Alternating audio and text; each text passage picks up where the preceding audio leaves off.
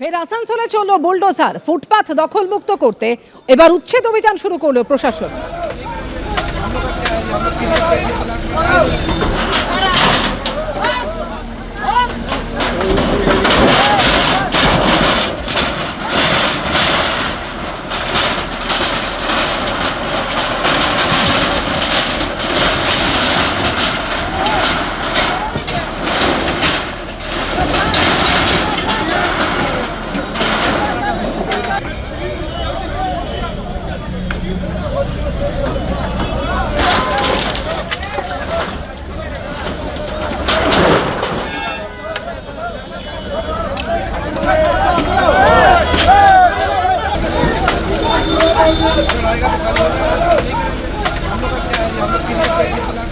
গতকাল দুপুরে বাজারে রাস্তা দিয়ে যাওয়ার সময় যানজট দেখে গাড়ি থেকে নেমে পড়েন পুর নগরোন্নয়ন মন্ত্রী অগ্নিমিত্রা পাল।